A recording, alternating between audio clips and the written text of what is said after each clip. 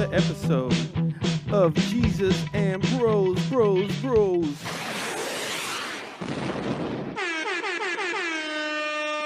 ya. What's up, Episode everybody? 2. Episode 2. What's up? What's up, Jerry, bro? What's up, man? Just living. Franco, how you doing, sir? I'm living my best life, bro. Living your best life? What's your best life, bro? You ain't say nothing about your best life. Well, I'm about to explain. Okay. I'm over here. I'm chilling with my bros, doing this thing on Monday. Right now we're running a little bit late, but that's okay. Got my water because I'm a water champ. That's your best life. It's very simple. Very simple. I'm a simple man. Yeah, I'm a simple man. I understand that. If I got clean socks, it's a good day. I don't got socks on. Yeah, for real, though. Super weird. But yeah, welcome everybody to Jesus and Bros. We are starting a little bit late tonight. Shout out to Last Remnant Radio. Husky had an engagement tonight, but he said it was cool for us to go ahead and keep going. So we're going to go ahead and keep going, all right? So we're just going to do like we do. We did the first episode. We're going to pray online. Wherever you are, if you're going to want to join in, go ahead and join in. Father God, we just thank you. We just thank you, God, because you're good. We thank you because you put everything together, God. And, God, we trust you with everything that we do and everything that you put in front of us, God. And we know, God, that you'll do something amazing, God. And so we ask you tonight that you would be in the midst of our conversations, God, and that you would be able to speak through us, God, and something would happen amongst us, God. We just thank you for the opportunity to be online and be able to talk as friends and brothers. Thank you for everything that you do, and it's in Jesus' name we pray. Amen. Amen. Boom. All right, so I was talking to Franco earlier today, and we were talking about his weekend, and he had a ridiculous weekend. Like the longest weekend I've ever heard. Yep. And he actually got to play at a men's conference where one of those guys actually come in and they're like super buff. Like, I'm going to break chairs across my back. Powerlifter. Yeah, powerlifter for Jesus. He's like, he broke chairs across the pastor's back and stuff. If you guys are familiar with the power team from the 90s, I believe he's the guy. He's one of the lead guys. I'm pretty sure that's what he was. He was pretty swole, dude. What was his name? Samson. For the purposes of this podcast and legal reasons, we'll call him Benny Blitzenbaum Shabadoo. Good. I like it. So tell me, what was his message about? You know what, man? I don't know, because he just kept talking and throwing out points as if it was wisdom. You ever been at those services? Like some big name, but he says nothing for 3 hours. I have. I've seen those guys get hyped up, and then they go up there and they talk about their life, and they talk about my kids, and then a little bit at the end, and then the guy was like, "I'm gonna break 17 icebergs for everybody because Jesus is good." It's like, watch me rip this, watch me rip 3 phone books in half in the name of Jesus. See, if it was in my strength, I wouldn't be able to. But by the power of Jesus, and he rips it, and there's techno music going on, like, People shipping. There's just some guy in the back. He's just like, praise him, praise him. Those phone books are from Hades. All phone books are broken. And he just happens to be that guy that's still like living in the 90s where he's like, thinking everything's from the devil. And he's like, Pokemon is from the devil. Disney is from the devil. Yep. Disney is from the devil. And Lord. he's like, see, it's like those phone books. You can't even trust them. It's the media. And he just goes off. He's like, this is Satan's head. Just rips up a phone book. I just happen to have a phone book from 1997 right here. And just pulls it out. Exactly. So then you had the men's conference. Yep. They put you up in a super sweet hotel. They did? And Ooh. they did. He got to be at the Marriott Mm-hmm. Did you share beds? with the super buff guy. Yeah, bro. He's like, scoot over, bro. He's like, I love to cuddle. Spoon me. And my wife's not here. Spoon me. I was like, yes, sir. He's like, I'll rip you in half. Yeah, that's exactly what happened. So, but yeah, and then so they got you a hotel, Right. and then they got you. You stayed there for 3 days, 4 days, Stayed there for 2, 2 days, Yeah.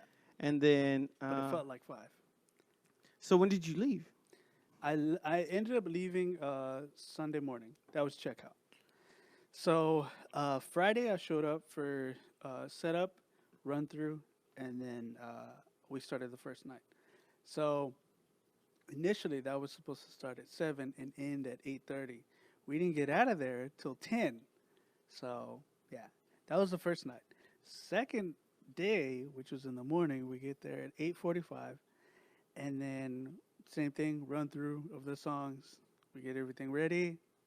Everything goes good. We were supposed to be done by 11:30 or 12.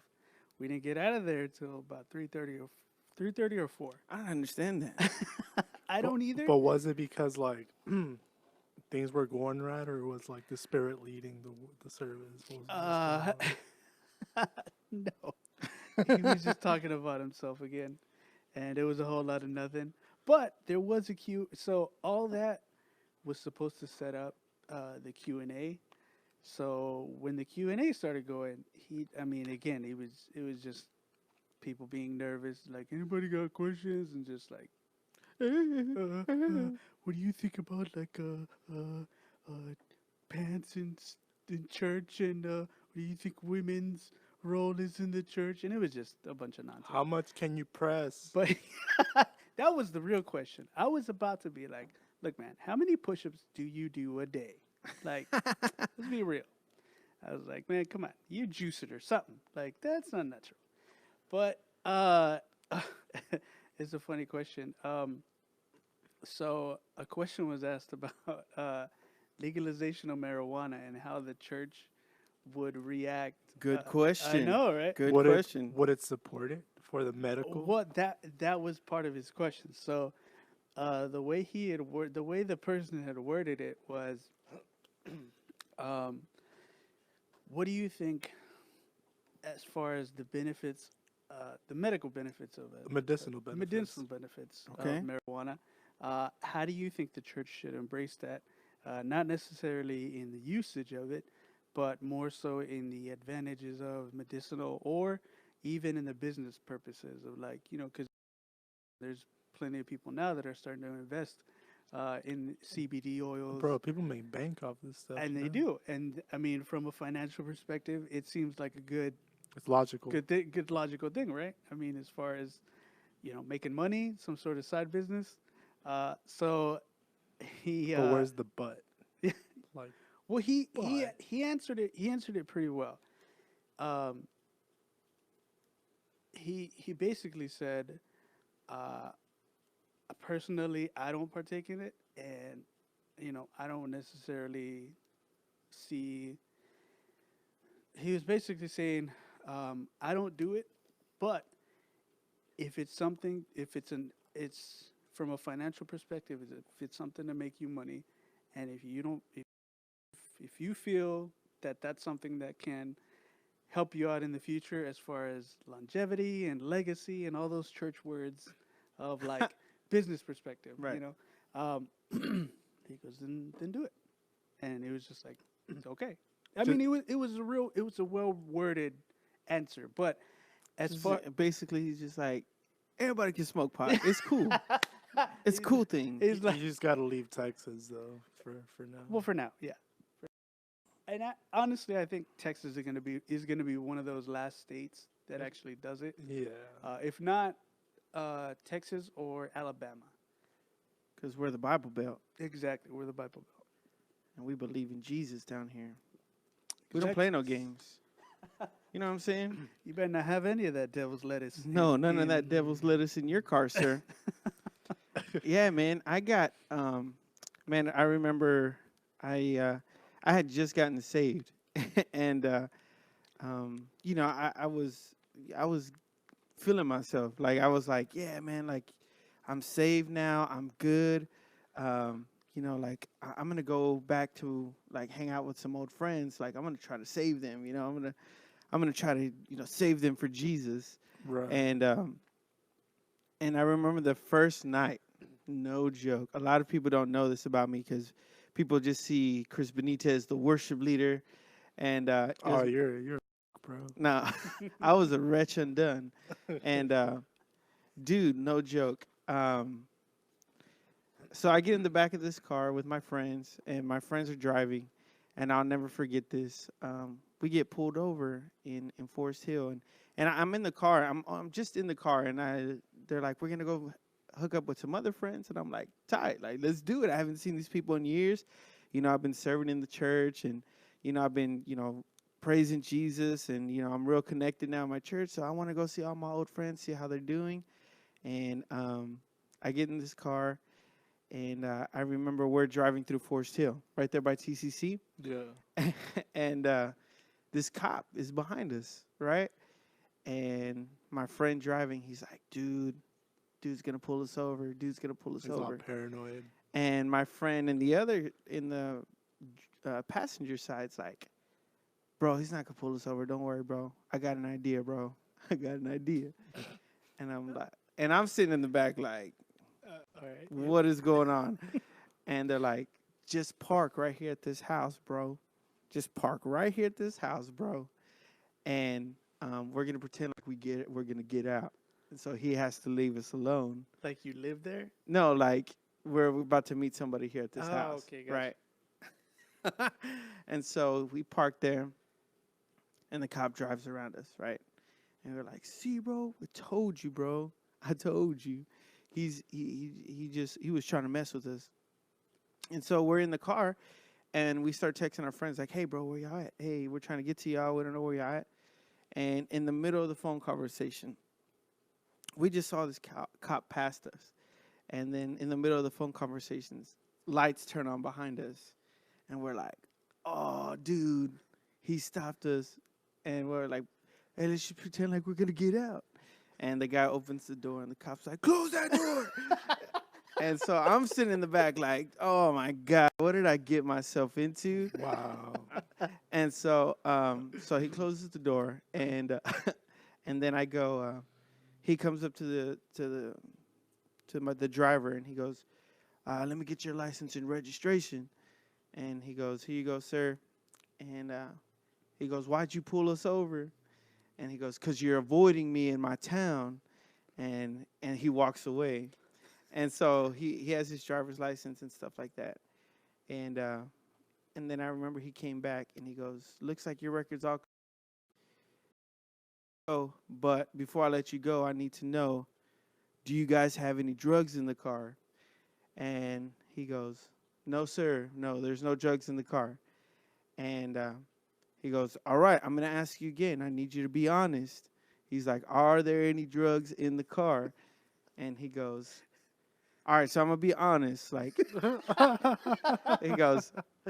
he's like, I haven't drunk anything.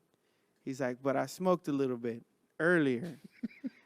And he was like, so what you're telling me is there no drugs in the car? Because if I search and I find drugs, all y'all are going to jail. And immediately my friend goes, like, looks over at the guy. And I'm in the back seat like, oh, my God, there's drugs in here. And the guy goes, all right, man, here you go. Like, he gives him a little sack of weed that he had in there. And I'm like, dude, y'all did not tell me y'all had drugs in here. I just came to hang out, bro, like for a little. I haven't seen y'all in forever. And the cop goes, thank you for being honest. I just need everybody's IDs in here. And if you guys are clean, then you guys can go home. And they were like, okay, fine. And I have to give this cop my ID. And those two friends get to go home, and I go to jail. What? Because I had a ticket, like a warrant for a ticket. Oh, So I have to call my parents and say, Mom, Dad, I went to jail. Come pick me up. This is a Saturday night. This is Saturday night, so my parents have to pick me up at like 6 in the morning for church, and I have to go lead worship at 6. I just got fresh out of the pen, and I go worship. So yeah, it's those tickets, man. They'll get you those tickets. The moral of the story: pay your Yeah, tickets. Yeah, pay your don't- surcharges. Texas doesn't play with those things. Don't get warrants, people. Don't get warrants. It's terrible. It's not a good thing. But yeah, man, I see there's a couple people online right now. Yo, I was gonna say, it's actually a good topic. What do y'all think about legalizing marijuana? How should the church take it, and we do if it does happen, or should we do anything? Or, but yeah, so yeah, if you guys want to chime in, yes, Gabby, pay your tickets. That's right, everybody, pay your tickets. Do that. But yeah, but besides that, man, we promised you guys a story last week. right. So last week you wrote this clip.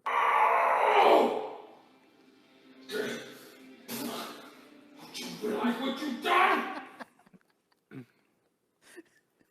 Still So Jerry, you haven't heard this story, right?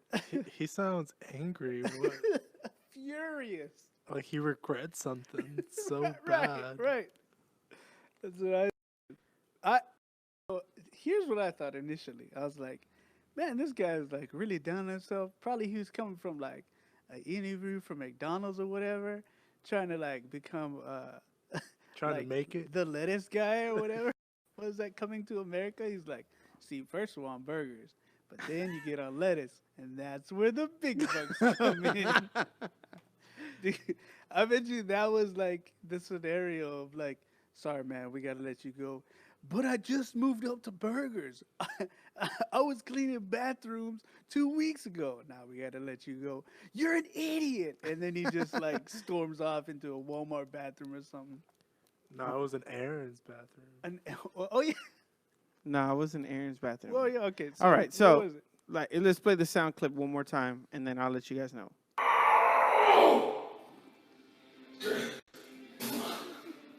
Realize what you've done? And you're freaking out.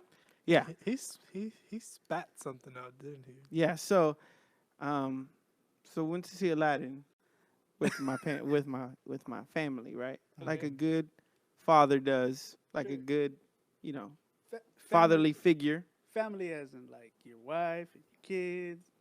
It's a family night, right? Yeah. So they're saying we're having a little bit of trouble with audio. I don't know if it's this, but I keep getting that. But so I go to this go see Aladdin, right? And it's me, my wife, my son, and my daughter. Right. And we get to the movies, and my stomach is just not working. Like it does not let me sit down. I can't do anything. Diarrhea. So I am doing everything I can to stay Not out of the restroom. explode. Yeah. Not explode. So Sweating. I tell my wife, like, this is like one of my all-time favorite movies.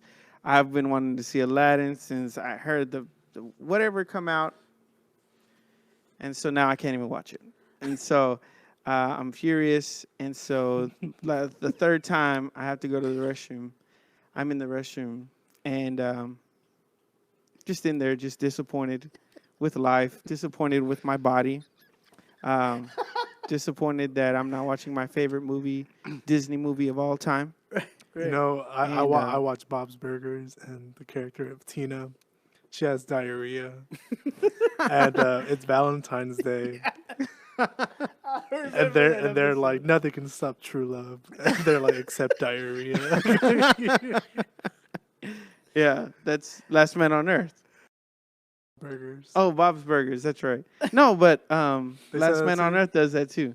Anyways, so I get there, I'm in the restroom, just disappointed with life, just disappointed. My family's watching a movie that they don't even like, and it's my favorite movie of all time.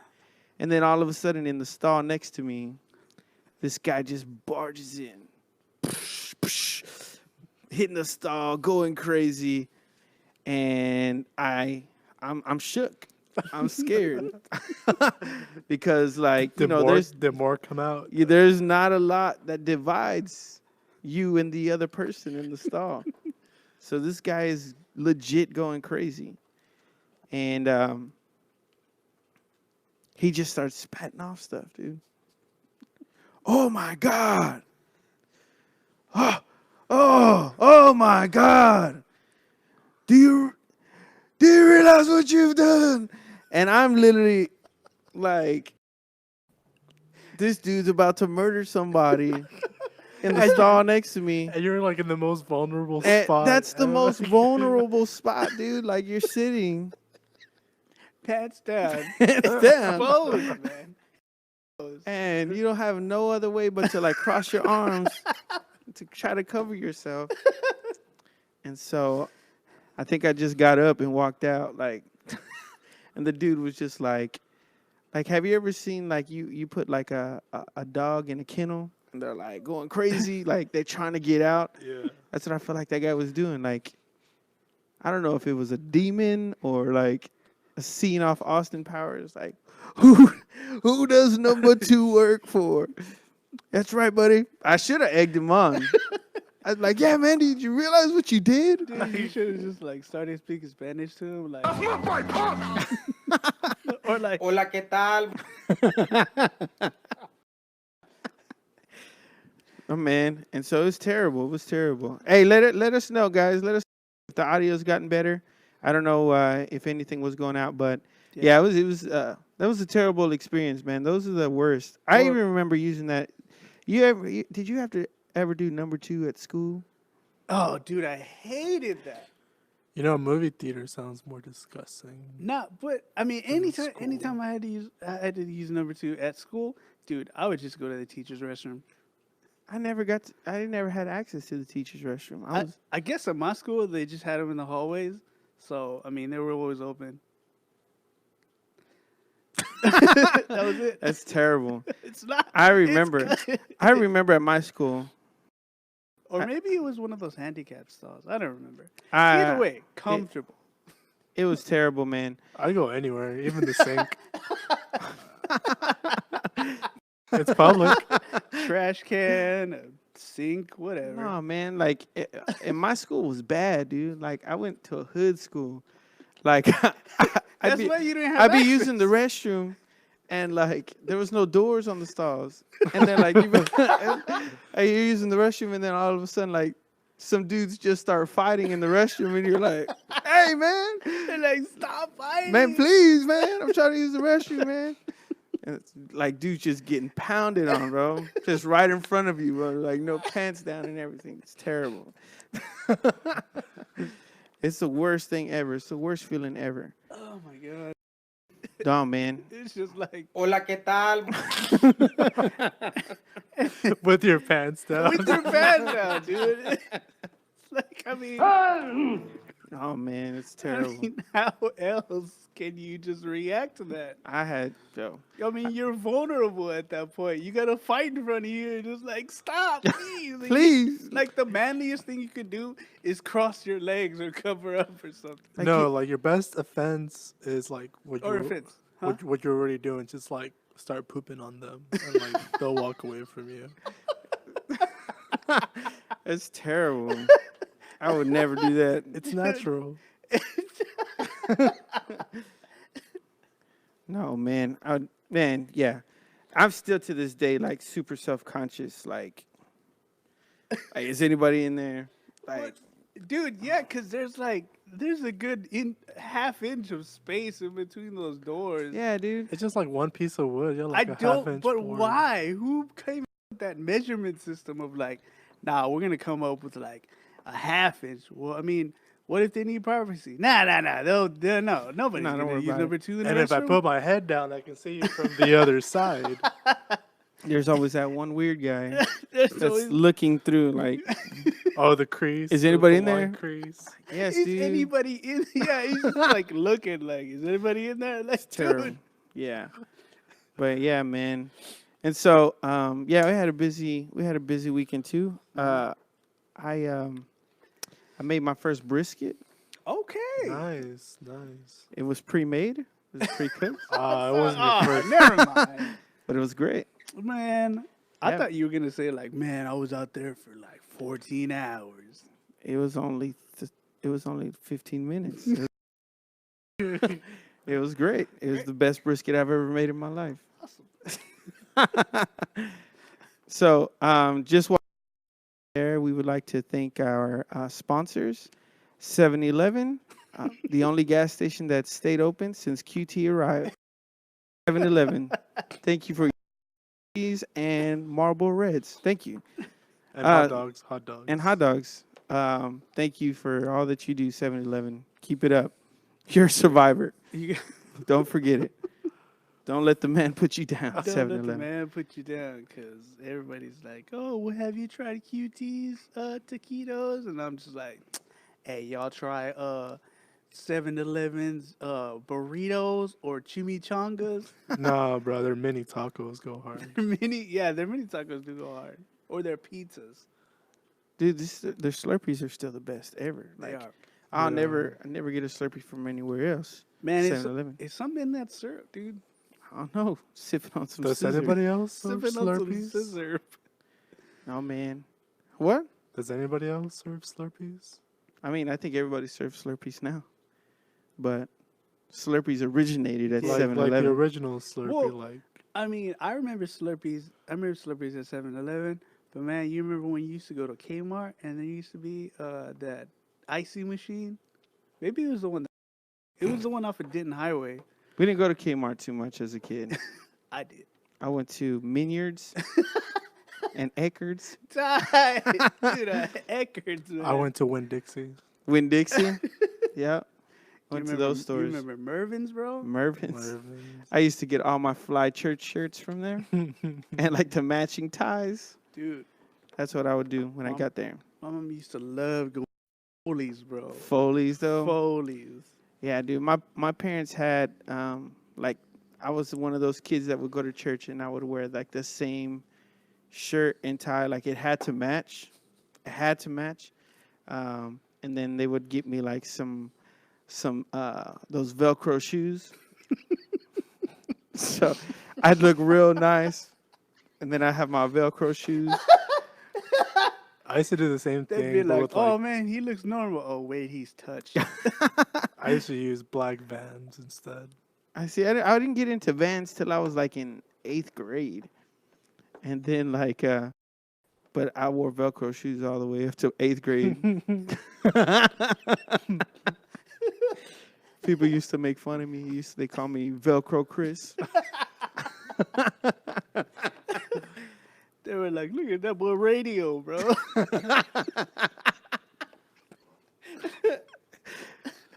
So I'd be like, leave me alone. Not even like the enunciated words of "leave me alone." You just say "leave me alone, Leave me alone. leave me alone." He won't run. And then off. I would run with like my binder behind my back like this. Holding my binder like this.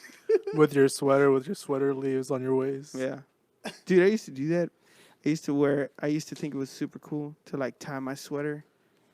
To your waist. Tie my sweater on my waist, but then like I've always been like a big kid. So I always had like a big stomach. So I tie it real tight. Like my stomach would be sticking all out. But I thought it was super cool. Like I had a bunch of sweaters that I never wore, but I put them around my waist all the time. I was like, because I was always hot, because I was a big kid. Like, Dude, how much have you seen like pictures from your childhood and they're just like, ugh, they're just like cringe-worthy, man. You're like, God, why did I do that? I thought all my baby pictures were pretty cool. But aside from your baby pictures, you don't have any control of what you wear at that point. Well, even when I was like a young kid, I was fly. With Velcro shoes, Velcro shoes. LA Gears, LA Lights, Bro, I had LA Gears. Jinkos I that had didn't that. fit. I had the No, shoes you that would light can't up. look back and be like, Jinkos were a great choice. Hey, bro, Jinkos. Oh my That's God. one of our sponsors. Jinkos. And Fat Bring them back Farms. to the They're- 90s. They're coming back, people. They're Fat coming back. Farms. Fat Farms. Fat Farms.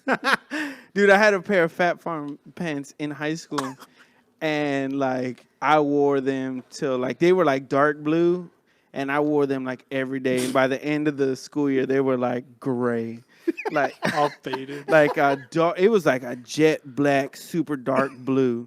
And by the end of the school year, because I wore them almost every day, and they were like gray, like the color of your shirt, dude. No joke.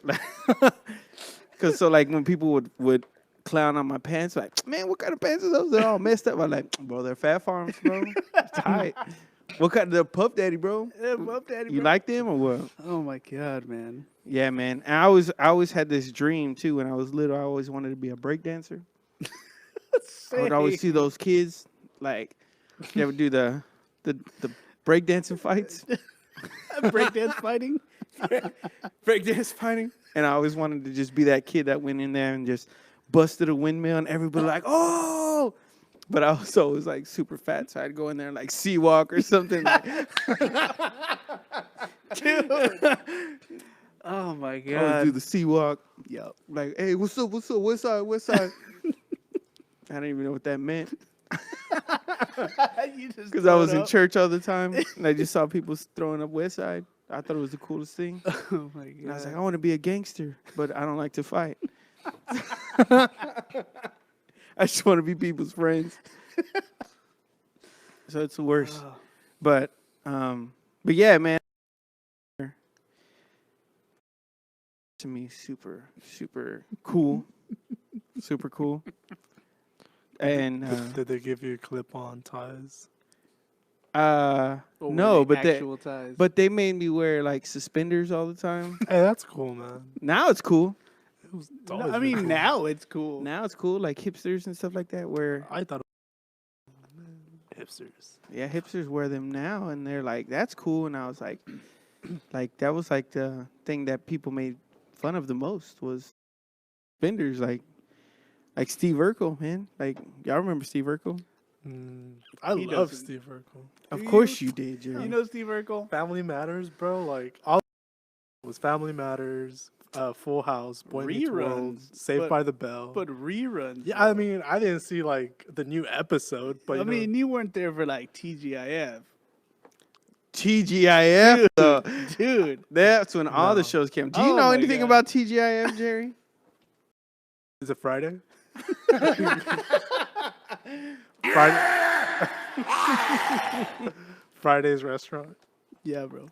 It's Friday a restaurant, yes.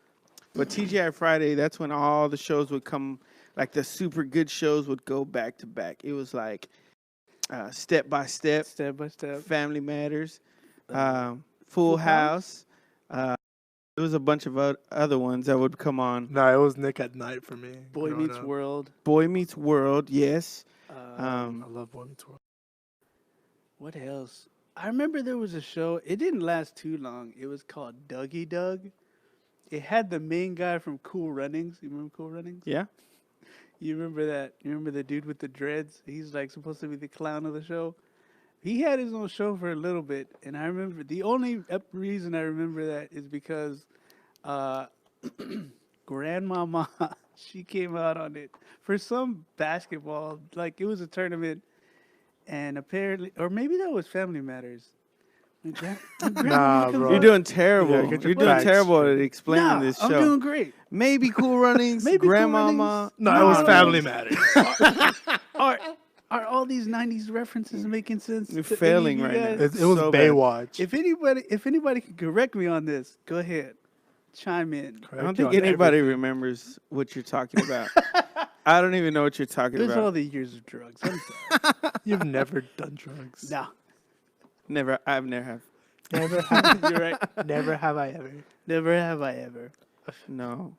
But Jerry, bringing that up, I mean, Jerry, I know that you were wilding out for a while, bro. Right? Oh yeah, bro. So, I mean, I just want everybody to just know a little bit more about Jerry Coronado, Gerardo Coronado, Hey man, don't say that out loud. and yeah, man. I mean, why don't you share with the people, man? Just like your story, man. I know your story's kind of crazy, so I don't know. Well- Maybe you can encourage somebody watching tonight. Well, going back to the whole, should we legalize marijuana? I personally, I don't know.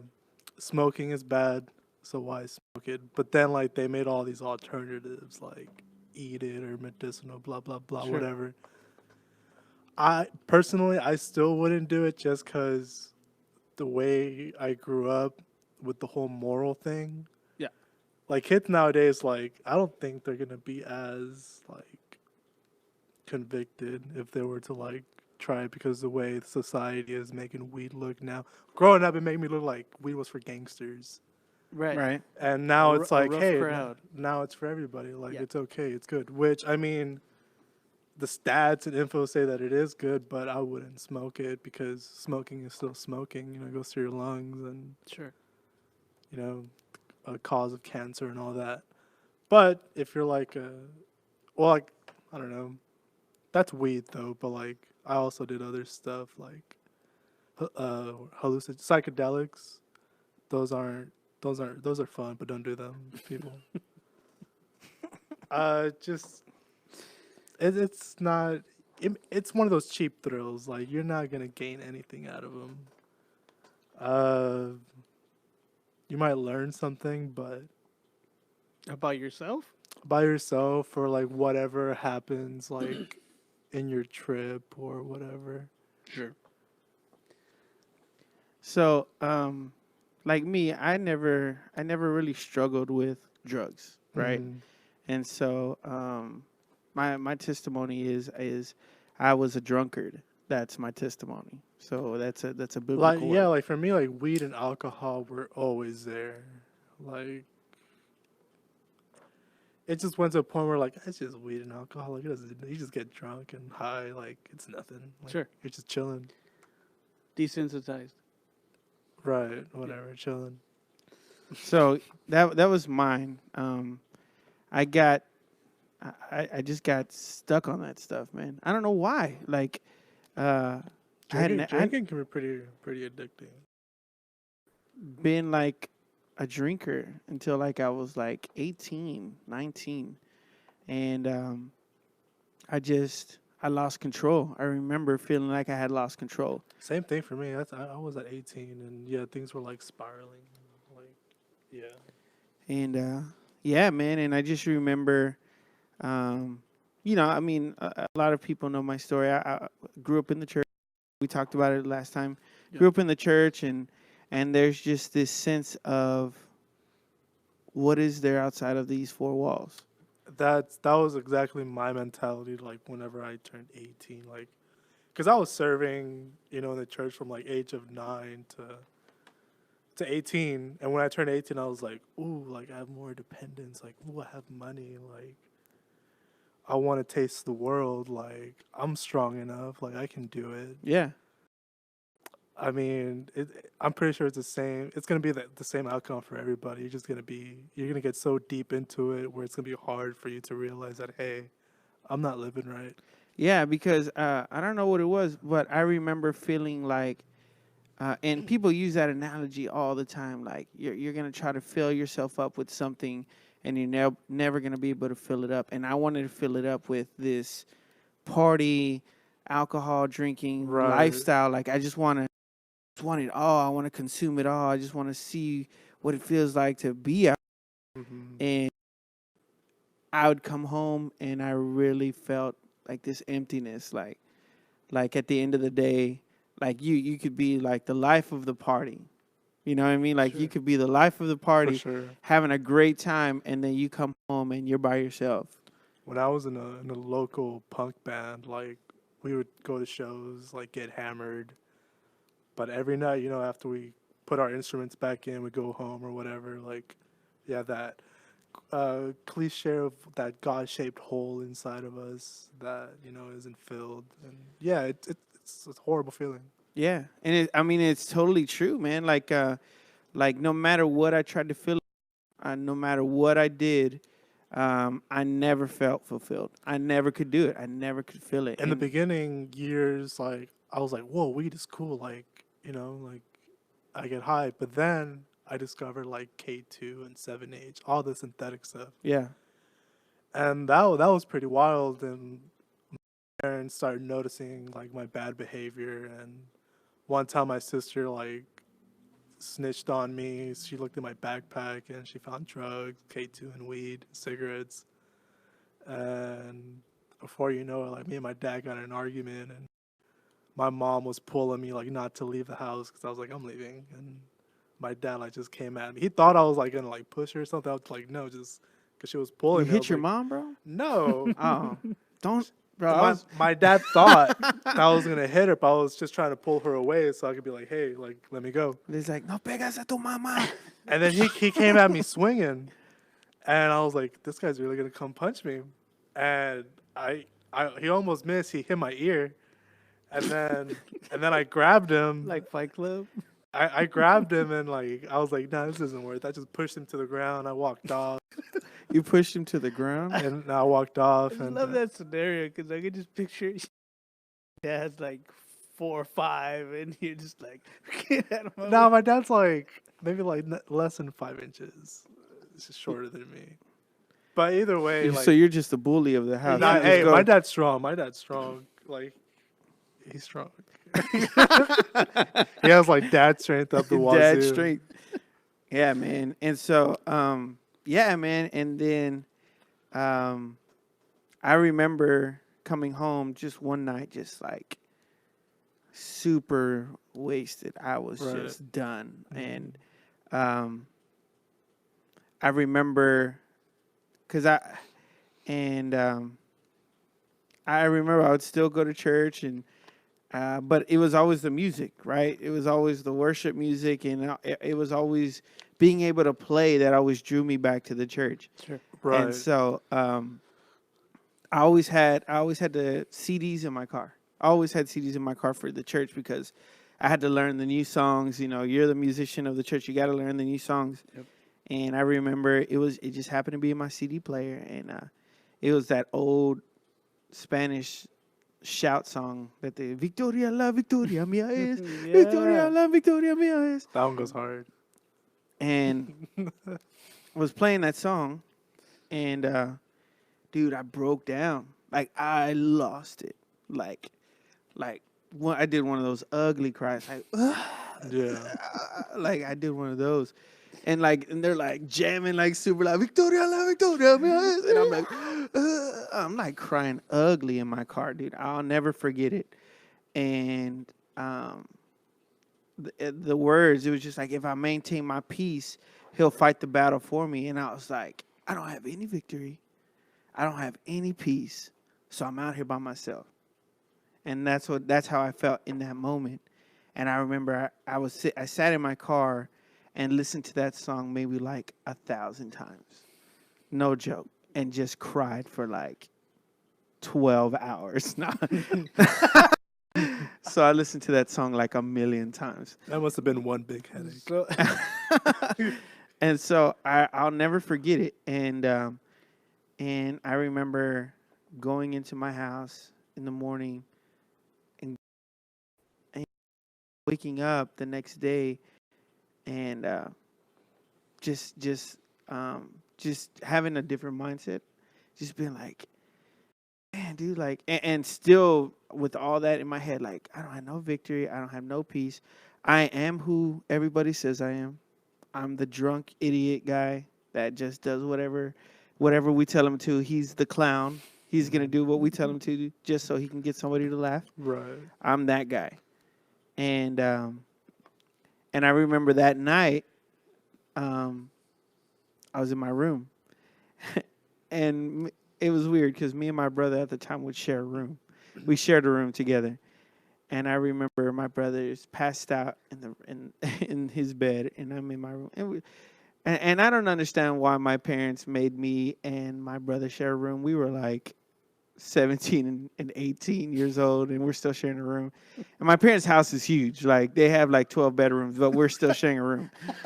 And so I'll never forget. I'm watching TBN or Daystar, one of those. Yeah.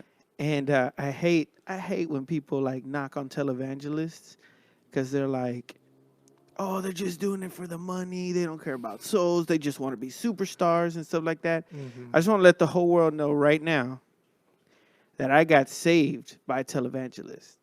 like in my bedroom while my brother was asleep in the bed next to me. He was speaking into the camera like they always do. I don't know where you are in the world right now, brother, but God is telling me that you don't have no victory and you don't have no peace. And he wants to give you peace and he wants to give you victory. And I remember feeling like that. I was like, I had just heard that to myself. I had just told myself that the night Right. before. Yeah. And he's like, you can give your life to Christ right now, even over the television. I don't remember who the guy was. I don't remember who the preacher was. I just remember him saying that. And he's like, raise your hands right now where you are. And I'm in my bed, like bawling, crying. I'm like, Right. "Ugh." And he's like, say, God, I give you my life. I give you my heart. I believe you are the Savior. I believe that you died on the cross and you rose 3 days again with all power in your hand. I believe it. Say it with me. And I was like, I believe it. And I'm crying in my bedroom. And since that day, my life has changed. Like, it was not something that I heard in the church. It was not something that, it wasn't a service. It was me in my quiet time with my brother asleep in the room. And I gave my life to Jesus. Like, that's how it happened. So it's a crazy story for me because it shows people that Jesus will literally meet you right where you're at. Sure. No matter what. Definitely. I grew up in the church and I didn't meet Jesus in the church. I met Jesus in my room on that night. And that's how it happened. And so just want to, encourage anybody who feels like you've been in church your whole life and you feel like you don't know where to go from here, you don't know what's higher. He'll meet you right where you're at. Just want to let you know that. And so be encouraged by that. I don't know, Franco, I don't know if you had like this.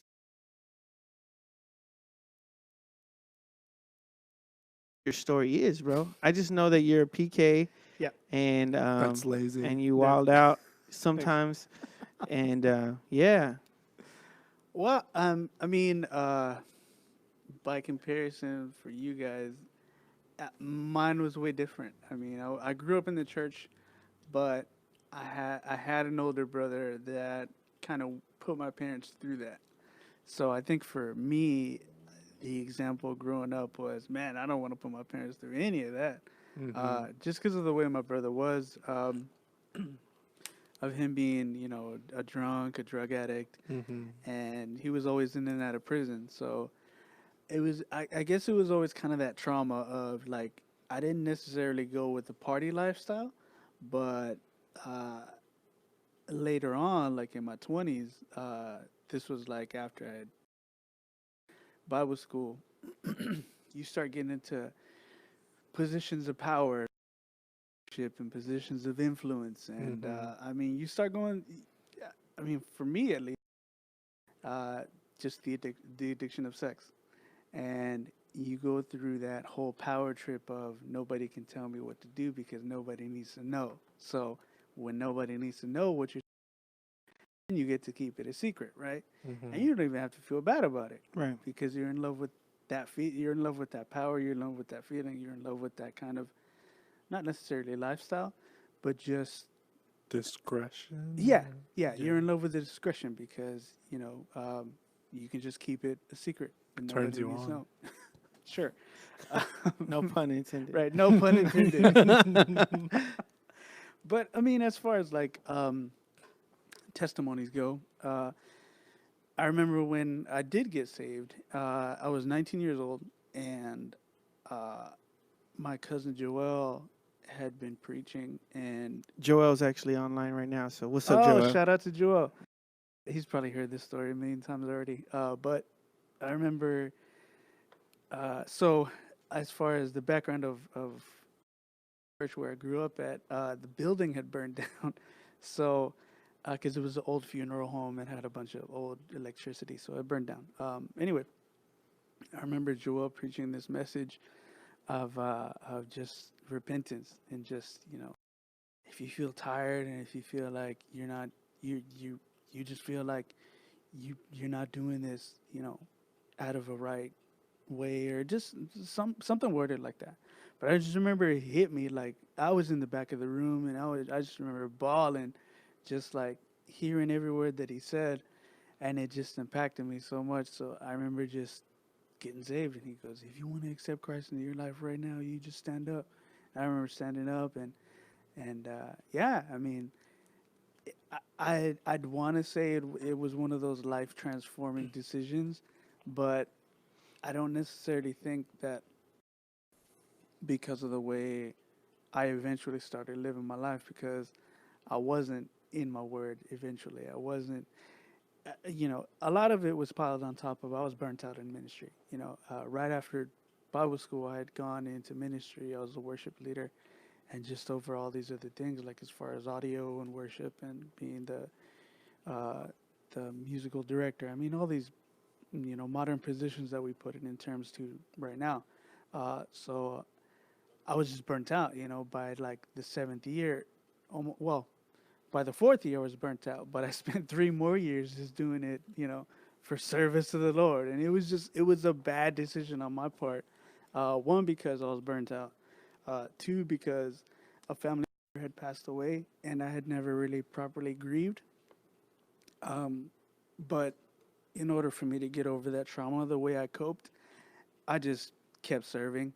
But I also started diving more into sex and diving more into secrecy and diving into more pornography and just kind of living a wild lifestyle, What about homosexuality?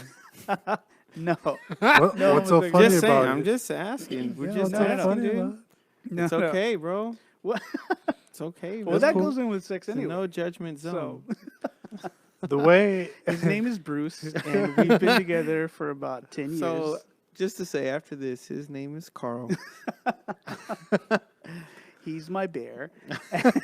No, so yeah, I mean, as far as just that kind of lifestyle, that's where I came from, right? But eventually, uh, I had to make the decision of like, man, I mean, something needs to change. So I remember uh, how I had kind of caught is when I admitted it to the leadership and just, hey, this is what's going on. There's a relationship that I'm in, it's happening, and then it was just a shock to them. It was just more of like, yeah, because I was Santo. always kind of the good kid. Yeah. I mean, they knew my brother for what he was, but it was just like, whoa, like we didn't even expect this from you, because I kept it a real well hidden secret, Right. right? So,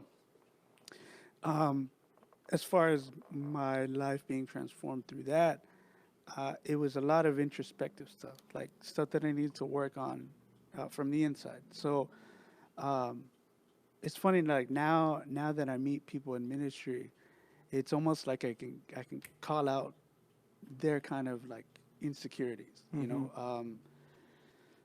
If I'm ever in a situation where I'm playing guitar and then there's another guitar player, and I'm I'm just trying to play and this guy's just shredding all right, that's what I was like. That's what I used to be, or whatever.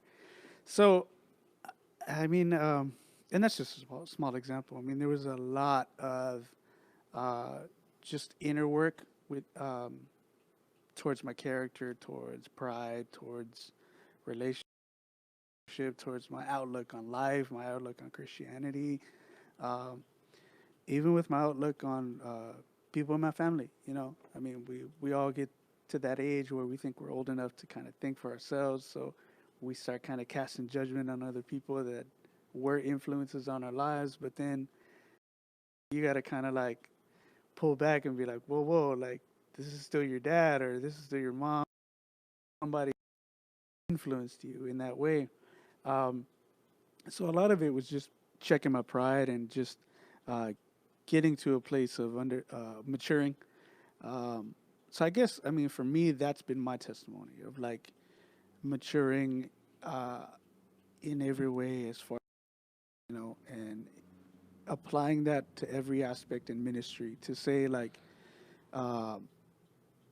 you know, I haven't necessarily had that like rough life or rough experience, but I can now say somebody in their 30s, um, it's rough. It's rough whenever you're not checked in your 20s, if that makes any sense. Right. Like, you know, because in my 20s, man, I just remember being fresh out of Bible college and just kind of having the power in front of me and just like, here, you can have it. And then just me running with it. And that was like a huge mistake. I mean, from my part, to accept it because I thought I was ready. And it's like, I mean, obviously you're never ready, but um, you're not mature enough. And that's what kind of made sense to me after all of this, where it's like, man, I wasn't ready for it. And it's like you see all these churches where they have young worship leaders and have this certain attitude or have this certain vision of what their ministry is, and it's like, well, first of all, why are you gonna call it your ministry when it's like, you know, it's always gonna be under somebody, Right. you know? Yeah, we have this inside joke, me and Franco, every time something goes wrong, we're like, you're ruining my ministry. Don't ever ruin my ministry. Yeah. Yeah, man. And so, no, I hear you, man. It's heavy stuff, dude. It's heavy stuff. Yeah, yeah. And so, And that's honestly what I've fallen in love with is the heavy subjects. You Yeah. know, there's a lot of times where this stuff doesn't get addressed. I mean, stuff like subject of trauma, subject of sex, subject of you know, just inner stuff. You know, just past relationships, or I mean, even calling them past relationships in themselves. Like, what kind of past relationships? Was it a bad breakup? right. You know, what happened? You know, and just kind of diving into the whole, like, not necessarily specifics, but getting to a place where you start having difficult conversations from the pulpit and even off the pulpit. So not just off of the pulpit, but like even on the pulpit, where you start challenging, you know, people from it, you know, to kind Yeah. of want to do better for themselves. Right. You know? Yeah, man. That's something that me and my pastor actually talk about a lot. So I'm just going to put this question out there for right now for anybody else who's watching. What do you think causes this generation, like our generation, to feel like there's a disconnect from the church? And I think, you know, you guys go ahead and chime in what you think, but I think exactly what Franco said is super accurate, dude. Like, church doesn't deal with the heavy stuff. Like, we avoid it as much as we can. That's been going on for decades. But that's Well, what I'm saying. Yeah, that's the problem, is that it's been going on for decades, and it's like now it's caused such a great divide within the church culture of like younger and older generations where there's a definite disconnect. Now, is that to say that it's impossible? I mean, this is me just chiming in as far as the question. Right. I do think there's a disconnect, but I don't think there's an impossible approach to it. I think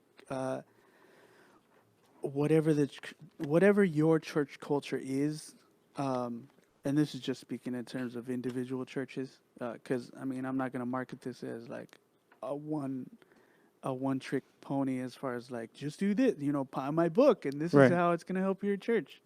It's, you know, The Heavy Stuff Yeah. by David Franco. yeah, buy my book. It's a got picture- workout. It's it's got a pi- workout tips. It's got It's got protein shake protein recipes. shakes, recipes. The cover is you holding the mug. The heavy stuff. The heavy stuff, right? Just like holding a barbell. Okay, so but yeah, I mean, you just have to figure out what the difficult thing in your church is, and then find the wisest way to approach it. Because I think a lot of times we look at these, you know, conferences online, or we go to these conferences and we get hyped up and we just say, you know, I'm going to take this back to my church and I know this is what's going to work, and it doesn't work. Right. You know, you start getting frustrated. figure out your church culture and then go up to the pastor, or if you are the pastor, just be like, hey, this is what my church is going through. This is what we're going through as a church. What's the best way to approach, to address this kind of divide that's within the generation? Not necessarily to uphold the older generation as better, but as Which they are. yeah, but I don't know from about the that, man. from the aspect. Go ahead. Right. So from the aspect of like not being better, but how can we meet them where they're at? Because we want as a younger generation, we obviously want to learn from them, but also gain their wisdom from it. What kind of experiences Definitely. do they have? Yeah. I mean, Jerry, what do you think? What do you think is the biggest disconnect right now from like the church and like our generation? I mean, because what I think we do well right now is that I feel like the church are innovating, like this generation's music. They're actually embracing it more. I even think the music is going downhill for me as well as. Well, I think the number one thing is like secret societies inside the church, or like groups or whatever. Like Illuminati's? No, not Illuminati's. Like just division, of course. sure. Like just- cliques Yeah, and silos and stuff? silos. Sure, That's a word, Clubs, right? Clubs. but like, okay. Whenever I was growing up, like learning all these church songs, they were awesome. Like, you had all these crazy guitar solos. Like, the creativity was like pretty cool. Yeah. And now, not that I'm trying to hate on anybody, but like I hear a lot of repetitive 4-chord progression, like just too much. I just hear it too much nowadays. And to me, that's just like kind of, I don't know, kind of. I'm not saying it's all like that. What's but the for the I majority. hear what you're saying because the musicality is a lot different. Yeah. I think it was you that I was talking to you. You went to play at you were supposed to go play with a church or a group, Mm-hmm. and they were like, "Hey guys, we're gonna cancel because they don't have in-ears, they don't have a click track, Yeah. they don't have this, and they Oh don't have my. this. Right. We can't run multi-tracks." Right. And I was like, dude, I remember growing up as a little kid, going to church, and like all they had was like house speakers. Sure. All they had was the mics coming out of the house. Guitars had their own amps, and drum had no shield. Like, And I mean, it's funny because like you bring that up, because it's almost like you just want to say, I'm deaf from one ear Yeah. because those loud For monitors. years Yeah, for years. of wedges and you're the gonna- drums. You're gonna complain to me about not having in ears? Yeah, man, it's hard, dude. Like, like to this day, like when people say, "Hey, we don't have in-ears, is that okay?" I'm like, "Yeah, why wouldn't it be okay?" Like, and they're like, "Oh, we have these wedges." I'm like, "Great, I grew up on wedges, you know." Like, Yeah. I um, prefer a wedge than in-ears any day, to be honest. I just the reason I had to get away from wedges is because I don't have any control with wedges. Like it's just super loud. Yeah. Yeah, Turn it yeah. up, crank it up higher, louder. Like I want more of everything. And it's like my wedge is louder than the house.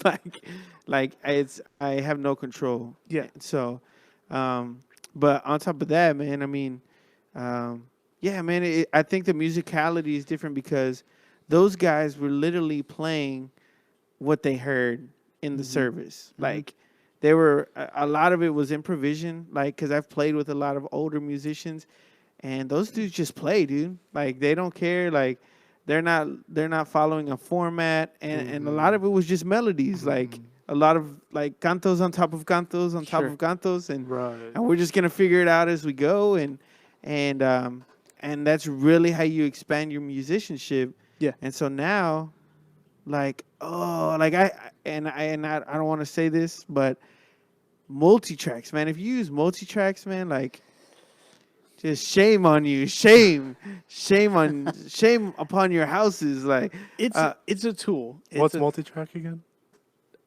it's the stems. app that plays the The song songs? for you. Yeah. Oh, okay. Okay. It's Okay, like okay, if okay. your drummer's not here, just play the drums. Like Yeah, no, because we use it, but I just always like play. But I care. I really don't care for it because I don't want to use it. yeah, Like, it's just man. It's just I don't know. Well, I think it's all of us coming from the fact that like we had to learn our music. Yeah, We had to learn our music and we had to learn the structure of it. So we don't have a click and a guide telling us chorus 1, 2, 3, 4. It's like we knew It's what was literally coming up. like and in most Yeah, you cases, look looking you over look at the- your drummer and be Yeah. like, next part, bro. Like you just literally throw up your hand like in most chorus. cases, you don't even have to play. Like the track is playing your part already. Like so, you can be like, you're just there for show. Well, that I mean, from a sound perspective, that all comes down to the mixer. But True, but that could still happen. yeah, you bring up a good point where churches look for the aesthetic now, not necessarily for the sound. I mean, churches, but I'm saying the churches that have that look, that have a certain whatever. You have to look a certain way, you have to sing a certain way, you have to have a certain guitar tone or whatever because match the tracks. And it's like, I mean, you could, or you could just play your music and learn your music and not have to depend on confidence monitors No and music stands. in-ears, right? no music No mu- stands. Hashtag no music stands for real. That is the You know, if that's Chris's biggest pet peeve is music stands. it's one Music of my stands. pet peeves too. Like I cannot stand a music stand. Just like, gosh, dude. I studied classical guitar growing up, so like I had to like read all and memorize all these pages. Yeah, and it's a completely different mindset because I think that's a completely different mindset because you're forced to learn your music, but you take the typical church volunteer musician where he's like, "Yeah, I saw it on YouTube. It looks easy," and it's like, brother, The it first is not time, easy. the first time somebody told me about tabs, I almost threw up. I remember catching Chewy.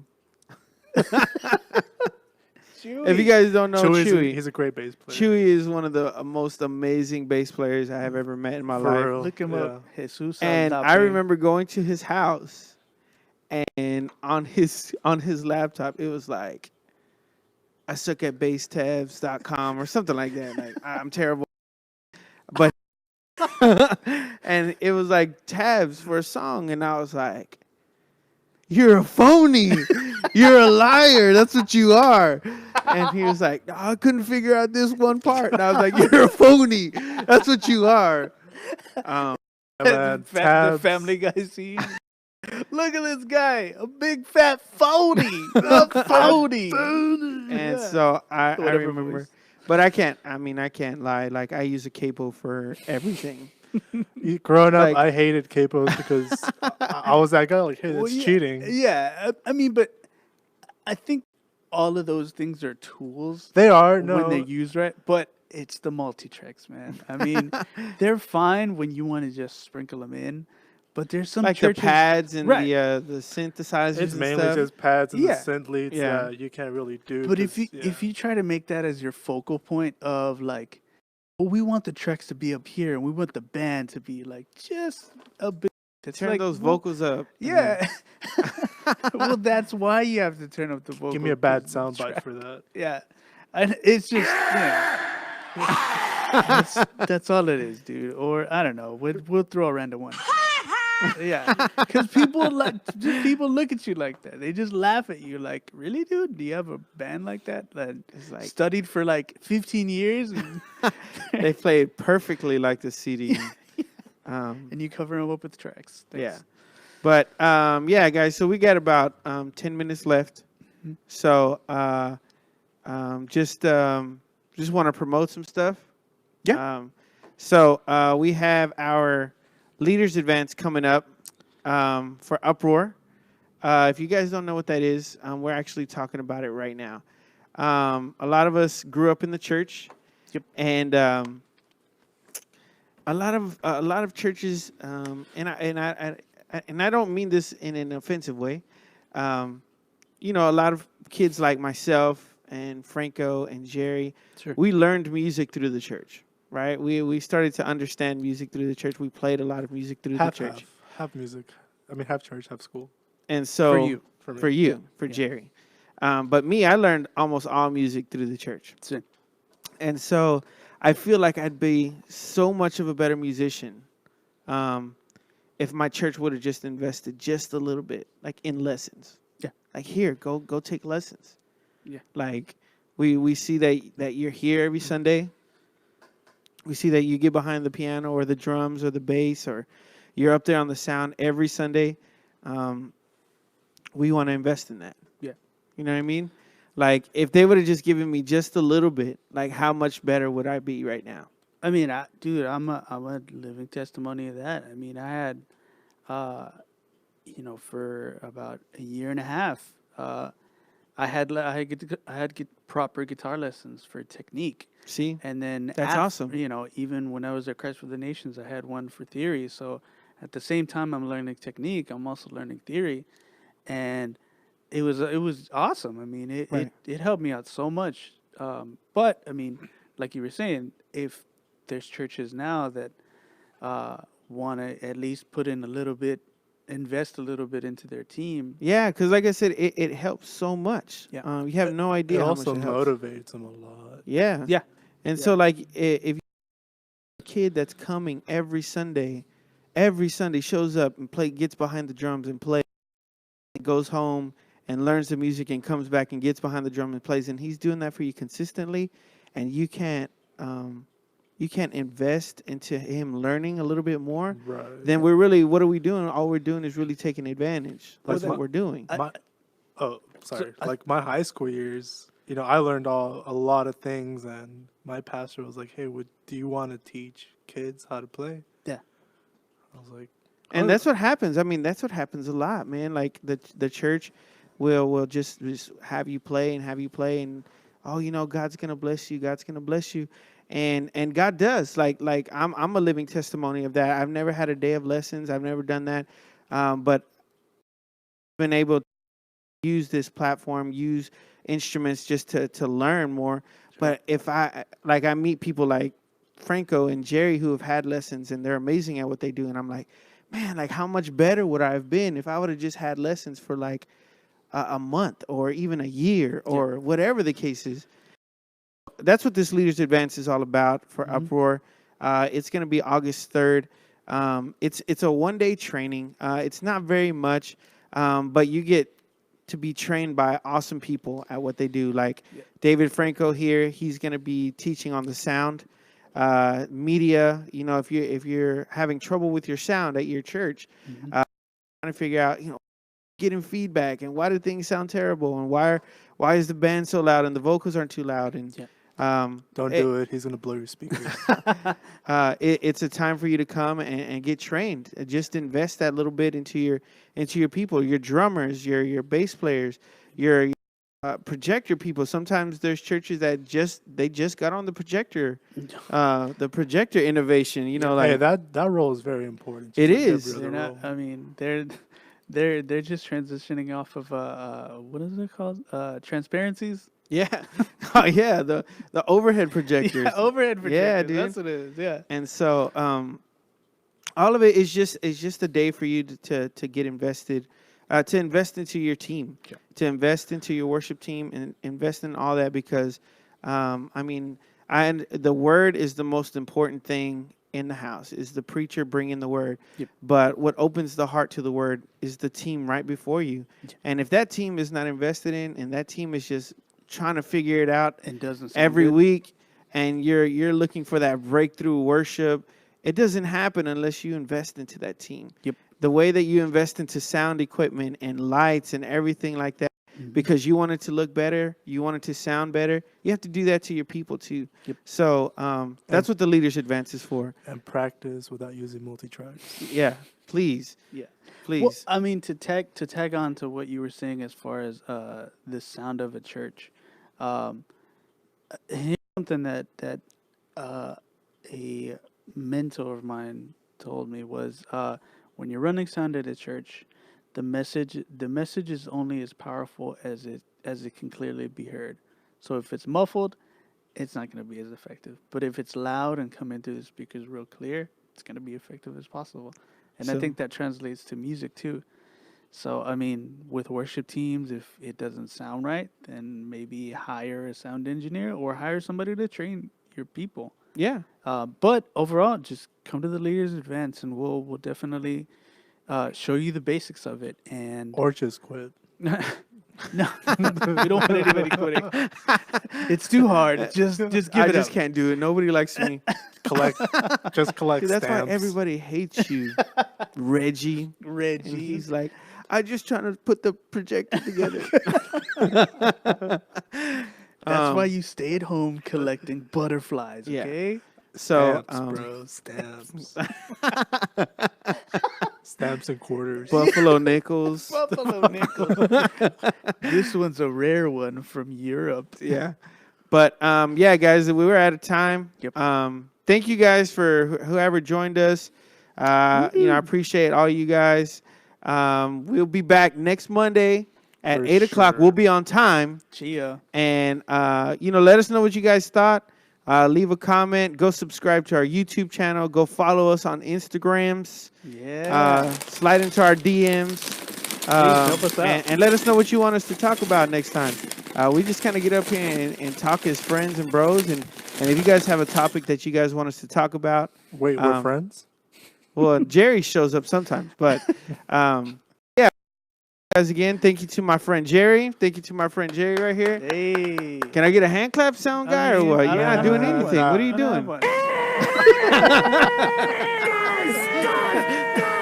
And so, I got that. thank you to the architect David Franco, Thank you. That's not my partner! and I am Chris Benitez. Thank you guys again. We love you guys. God bless you. Love you. And we will see you guys next Monday. All right. Bye. Bye.